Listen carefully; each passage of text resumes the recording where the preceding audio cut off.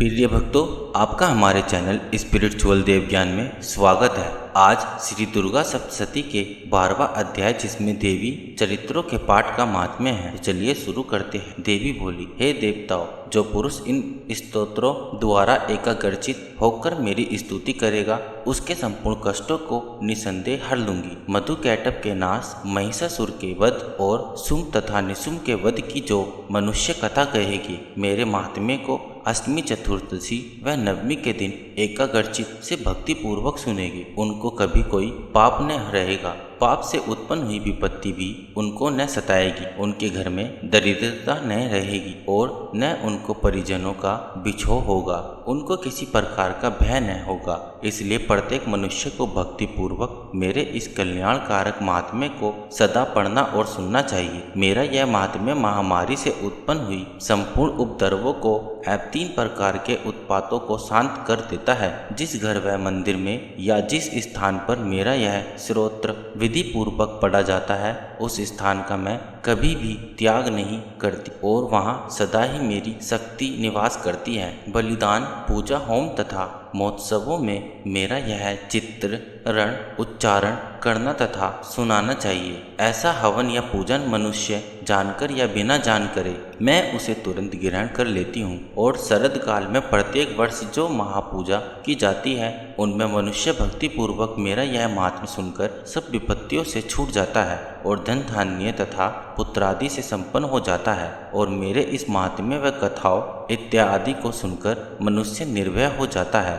और महात्म्य के श्रवण करने वाले के शत्रु नष्ट हो जाते हैं तथा कल्याण की प्राप्ति होती है और उनका कुल आनंदित हो जाता है। सब कष्ट शांत हो जाते हैं तथा भयंकर स्वप्न दिखाई देना तथा घरेलू दुख इत्यादि सब मिट जाते हैं। बाल गिरहों में गृहस्थ बालकों के लिए यह मेरा महात्म्य परम शांति देने वाला है। मनुष्य में फूट पकड़ने पर यह भली भांति मित्रता कराने वाला है। मेरा यह महात्म्य मनुष्य को मेरी जैसी सामर्थ्य की प्राप्ति करवाने वाला है। पशु, पुष्प, अर्घ्य, धूप, गंध, दीपक इत्यादि सामग्रियों द्वारा पूजन करने से ब्राह्मण को भोजन करा के हवन करके प्रतिदिन अभिषेक करके नाना प्रकार के भोजों के भोग अर्पण करके और प्रत्येक वर्ष दान इत्यादि करके जो मेरी आराधना की जाती है और उससे मैं जैसी प्रसन्न हो जाती हूँ, वैसी प्रसन्न मैं इस चरित्र के सुनने से हो जाती हूँ। यह महात्म्य श्रवण करने पर पापों को हर लेता है तथा आरोग्य प्रदान करता है।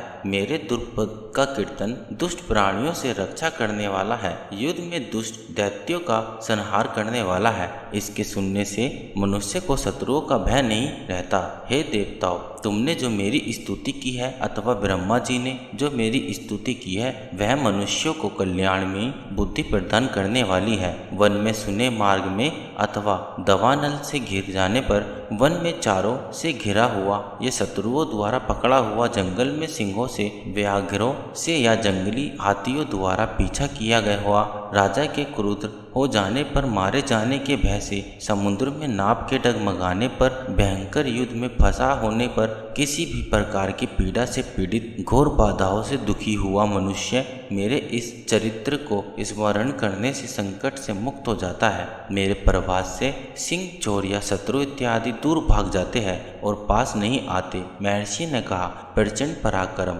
वाली भगवती चंडिका। यो कहने के पश्चात सब देवताओं के देखते ही देखते अंतर्धान्य हो गई और संपूर्ण देवता अपने शत्रुओं के मारे जाने पर पहले ही तरह यज्ञ भाग का उपभोग करने लगे और उनको अपने अधिकार फिर से प्राप्त हो गए तथा युद्ध में देवताओं के शत्रुओं सुम व निशुम के देवी के हाथों मारे जाने पर बाकी बचे हुए राक्षस पाताल को चले गए। हे राजन, इस प्रकार भगवती अंबिका नित्य होती हुई भी बार बार प्रकट होकर इस जगत का पालन करती है, इसको मोहित करती है, जन्म देती है और प्रार्थना करने पर स्मृति प्रदान करती है। हे राजन, भगवती ही महाप्रलय के समय महामारी का रूप धारण करती है और वहीं संपूर्ण ब्रह्मांड में व्याप्त है और वहीं भगवती समय समय पर महाकाली तथा महामारी का रूप बनाती है और स्वयं अंजमा होती हुई भी सृष्टि के रूप में प्रकट होती है। वह सनातनी देवी प्राणियों का पालन करती है और वही मनुष्य के अभ्युदय के समय घर में लक्ष्मी का रूप बनकर स्थित हो जाती है तथा अभाव के समय दरिद्रता बनकर विनाश का कारण बन जाती जाती है। पुष्प, धूप और गंध आदि से पूजन करके उसकी स्तुति करने से वह धन एवं पुत्र देती है और धर्म में सुख बुद्धि प्रदान करती है। प्रिय भक्तों, इसी प्रकार श्री दुर्गा सप्तशती का 12वां अध्याय पूर्ण हुआ।